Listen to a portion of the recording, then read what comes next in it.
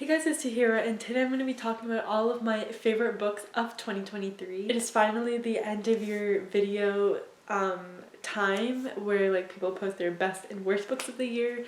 So of course I will be doing that. I have so far only read 38 books in 2023. I'm trying to hit 40 by the end of the year.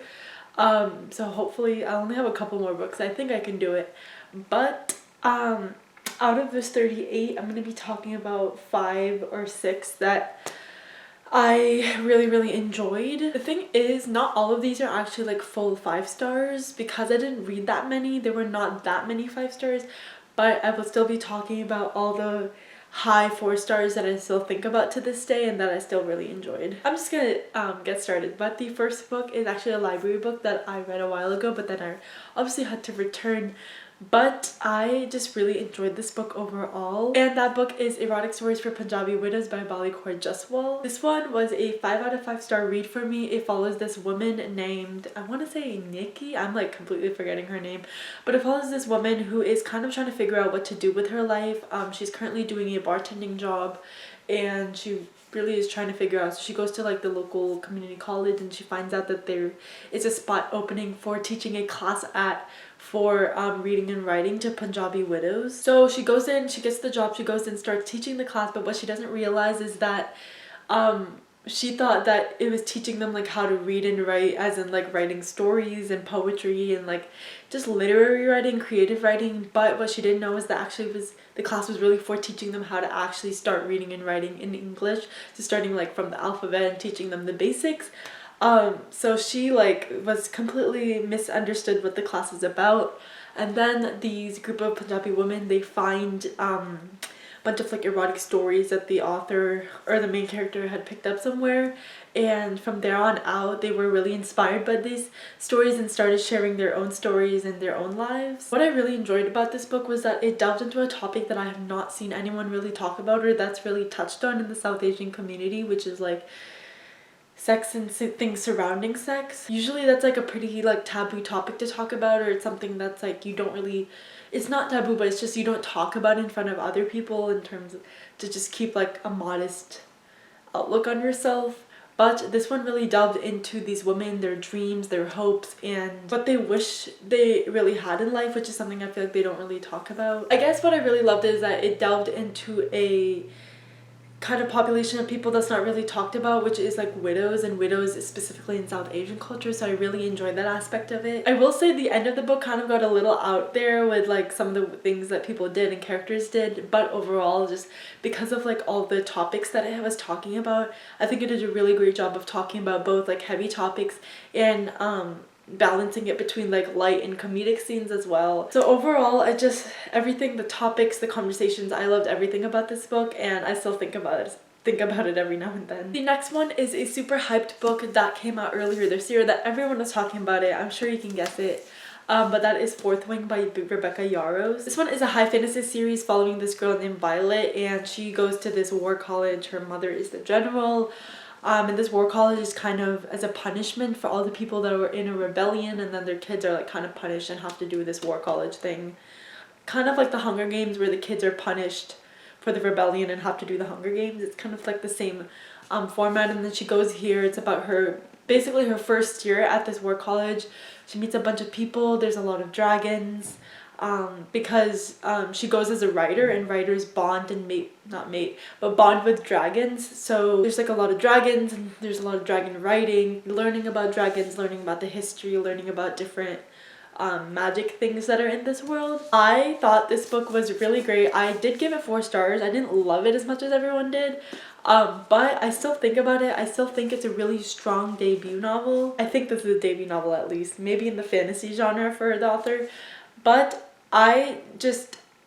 one of the main things I really love is that this book was, I think, in a long time, it was one of the first books that I've really seen like the hype, like great hype for in a really long time. I don't know, the hype surrounding this book really reminded me of the hype that used to be around Sarah J Maas books when they were coming out, when she used to be writing a lot of books, like when she was writing the Throne of Glass series and the ACOTAR series. There would always be like a lot of hype for this book and the next book that would come out. So I think like what I also really enjoyed was that there was like so much hype around this book. And overall, I think this is really fun addictive read. It's not like super original in the sense that everything is like super original. It does pull from a lot of like common and really popular like fantasy books from throughout the years. Like I will say there's a lot of like Sarah J Maas influence in this book, and a lot of the times I will say this does kind of read like a YA novel even though it's an adult novel. So there is that. Like I wish it went a little bit higher stakes sometimes. But overall, just because of like how much fun I had with it, I'm just putting this on my best books of the year because I just really enjoyed it and had a lot of fun reading it. Then switching over to a romance book that I really enjoyed, and that is Happy Place by Emily Henry. This one I gave 5 out of 5 stars. I really enjoyed this a lot more than some of her other books. I will say I like a lot of them pretty equally, except Book Lovers is probably my last on the ranking of her books because I did not like that book as much as the other ones. But this one, I talked about it in my last wrap up, but I think overall I really connected to the story, and I really connected to some of the conversations it was having around the characters. This one follows 2 main characters, Harriet and Wynne, who used to date but then they broke up, and then every year or so their friends go to this like lake house and they spend a little bit of time there together, and they haven't told their friends that they broke up, so when they're at the lake house they're pretending to be together. So it's sort of like the fake dating trope, but obviously as they're like pretending to be together, they're rehashing like all of their feelings from their relationship, from their breakup, and dealing with the new feelings that are emerging at this lake house as well. Overall, I just really enjoyed this book in terms of both the relationship. I think the relationship was really a real relationship. It showed a lot of the ups and downs of life, and somehow like sometimes you just don't work out with certain people even though you really love them, and how just life gets in the way sometimes. And then I also really love the conversation around friends and friend groups, because their friend group is going to this lake house, but they have sort of been at odds with each other for a little bit. They're kind of growing apart. Their friendship is still there, but like the friend group itself is like drifting apart a little bit because everyone has different priorities, different lives.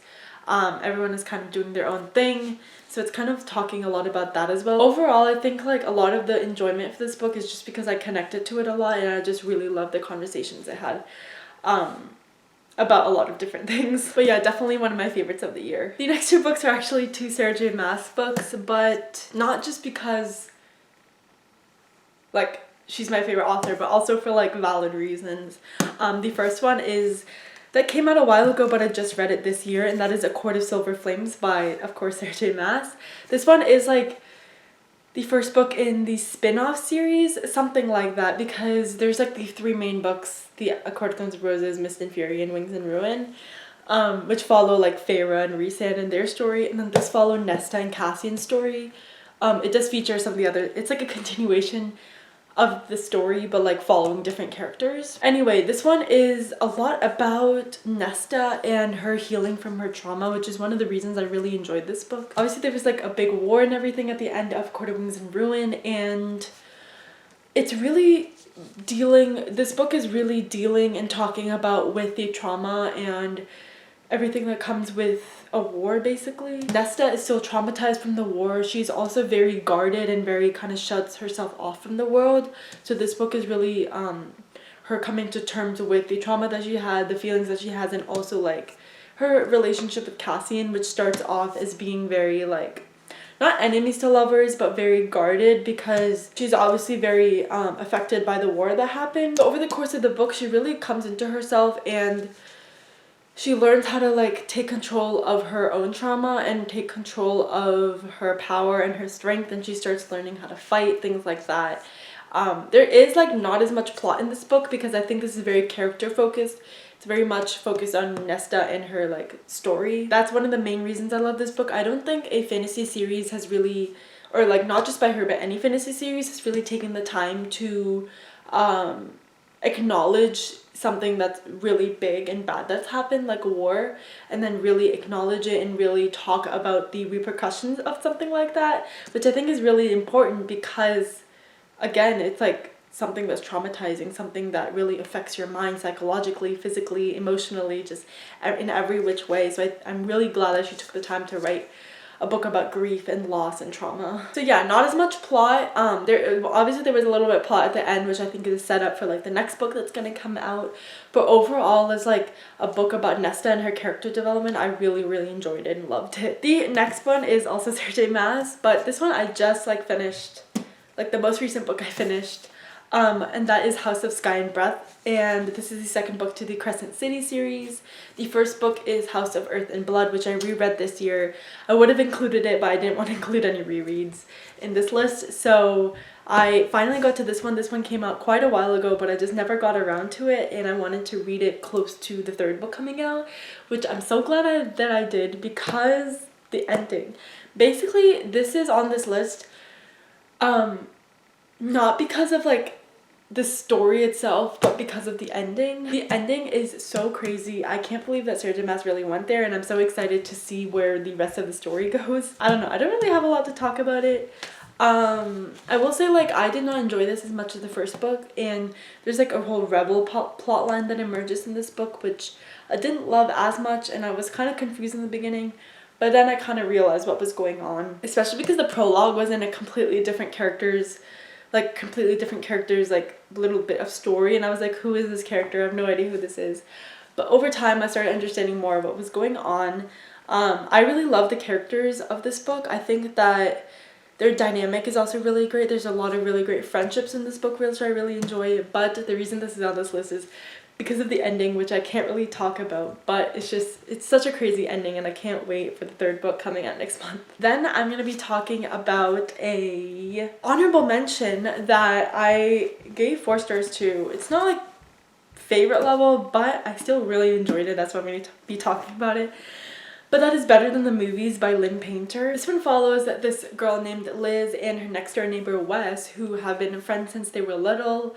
And they've like used to play together and hang out a lot, but now that they're a little bit older, they kind of stopped hanging out as much. And Liz's like old school crush Michael comes back into town from somewhere, and she enlists the help of Wes to help get his attention. But obviously, as things start happening, as they try doing that, Wes and Liz obviously spark a connection, and they start like liking each other, blah blah blah blah. But I think this is one of the best books I've read with banter. I think the banter in it is so cute and fantastic, and although I haven't read a lot of books with banter in it, I still really enjoyed this one. I also really enjoyed the talk about grief and loss, because Liz has lost her mom, and there's a lot of conversation surrounding that and her still dealing with that loss, which I really enjoyed. Yeah, I don't really have a lot to talk about other than the fact that this is really cute, and it probably had one of the best banters that I've read in a lot of books. Anyway, those are all the 5 or 6 books that are on my best books of the year. I will also be doing a worst books of the year, of course, because, you know, end of year video stuff. But yeah, let me know down below what is a favorite book of yours that you read so far this year.